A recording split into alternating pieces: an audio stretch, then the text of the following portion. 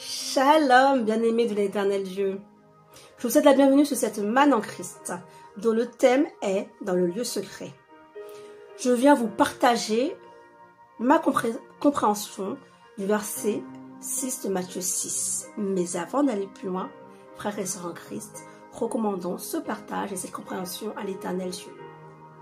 Saint-Père, je viens par ce verset apporter ta nourriture spirituelle à toutes les personnes qui regardent cette vidéo.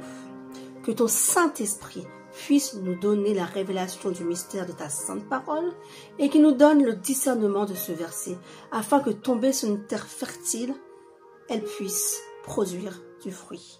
Amen. Frères et sœurs en Christ, lisons la parole qui est dit.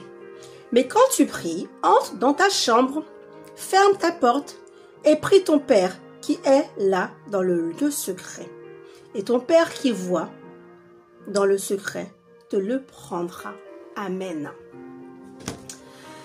Qu'est-ce que je voulais dire par rapport à ça? Dans le lieu secret, qui est le titre de cette manne. Quand on lit ce passage, nous avons pour habitude de comprendre ce verset, j'ai envie de dire, de travers.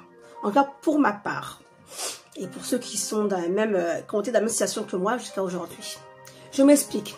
Quand on dit le lieu secret, nous pensons égoïstement à notre propre personne, notre manière de faire, nos habitudes.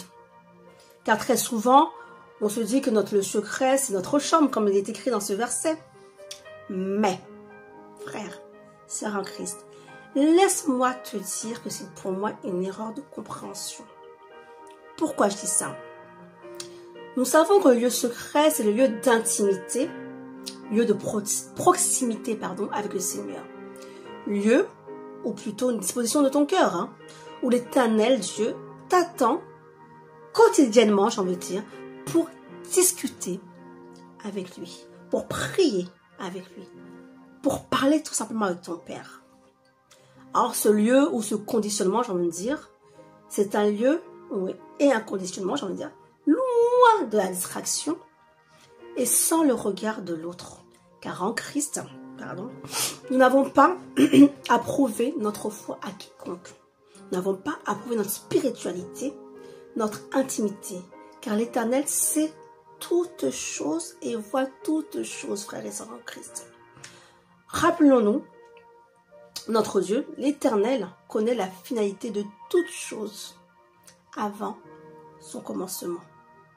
Il connaît la fin de ta vie avant même que tu fusses né, comme il est dans le verset de Jérémie.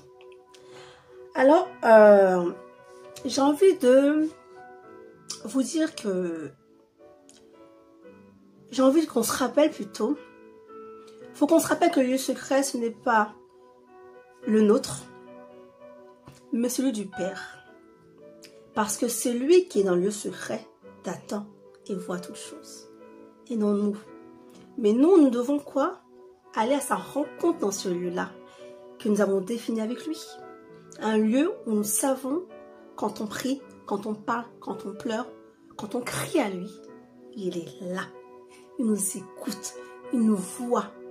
Bien que nous savons que l'Éternel Dieu voit tout, même dans le noir profond, il voit tout et il sait tout. Mais c'est un lieu où ta communion avec lui se fait et où tu as la certitude d'avoir un retour de sa part.